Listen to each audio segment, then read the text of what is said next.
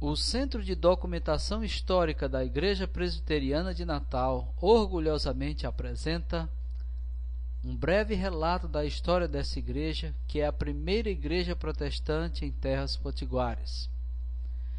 Tão relevante é a história da nossa IPN, que para que a conheçamos é preciso falar um pouco da própria história do Brasil e da nossa capital. Até 1889, o Brasil era uma monarquia e tinha como religião oficial o catolicismo romano. Por mais de 150 anos, desde a expulsão dos holandeses, as portas do Brasil estiveram fechadas aos protestantes. Segundo B. Ribeiro, Protestantismo no Brasil Monárquico, ao iniciar-se o século XIX, não havia no Brasil vestígios de protestantismo. Depois da vinda da família real portuguesa, essa situação começou a se alterar. Em 1810, Portugal e Inglaterra firmaram um tratado de comércio e navegação que também concedia tolerância religiosa aos imigrantes protestantes. Logo, muitos reformados começaram a chegar. O poder religioso se confundia com o poder civil. Ministros católicos eram autoridades máximas. Qualquer problema, fale com o bispo, dizia-se. A prática de outras religiões não era, digamos, bem aceita por esses religiosos que exerciam forte influência sobre a população.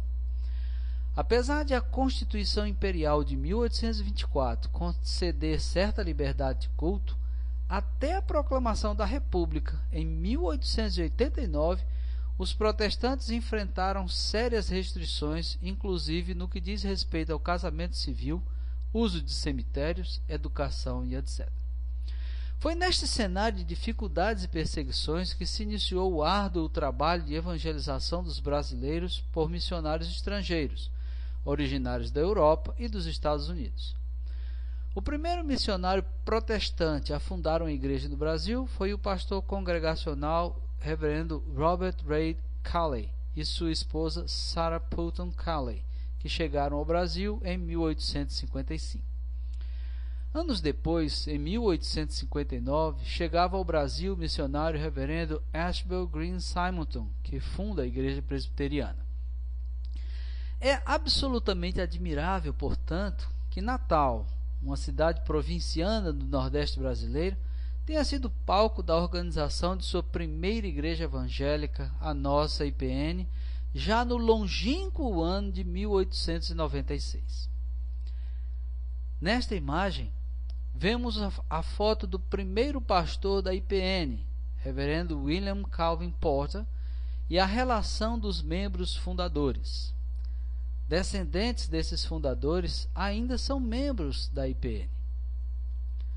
O embrião da igreja surgira algum tempo antes, reunindo-se os irmãos inicialmente na mesma rua Dr. Junqueira Aires, assim denominada a partir de 1896, antes Rua da Cruz, em um prédio então existente na esquina com a Ulisses Caldas, onde hoje é a prefeitura. Depois disso, mediante doação, foi obtida a propriedade do seu terreno atual, organizando-se a igreja como pessoa jurídica e partindo para a construção do templo. A construção do templo não esteve livre de alguns incidentes que ilustram bem a perseguição sofrida na época pelos evangélicos, hereges protestantes, capas verdes, como eram chamados. As paredes erguidas durante o dia frequentemente eram derrubadas à noite por alguns mais intolerantes, instigados por religiosos da época. Finalmente, com a graça de Deus e a necessária intervenção do governo republicano recém-instituído, o templo foi finalmente inaugurado em 3 de setembro de 1898, mas ainda inconcluso. A imagem ao lado, frente e verso de um cartão postal canadense do início do século passado, mostra o prédio principal concluído, apenas com a torre rebocada e ainda sem o pináculo. A mesma foto podemos ver colorida artesanalmente. Mas a igreja não é feita de prédios e edifícios, mas por pessoas. crentes que entregam suas vidas ao Senhor Jesus e transmitem às gerações seguintes a tocha da fé. Parafraseando o apóstolo Paulo, podemos dizer que plantada por uns, regada por outros que lhe sucederam, instrumentos de Deus na divulgação do Evangelho, a IPN teve seu crescimento promovido pelo próprio Espírito Santo de Deus. O fato é que, alguns anos depois de fundada, apesar das dificuldades e perseguições, a IPN já contava com expressivo número de membros e congregados, conforme se constata pela foto a seguir. Será que os mais antigos da igreja reconhecem algum avô ou avó, bisavô ou bisavó nesta foto?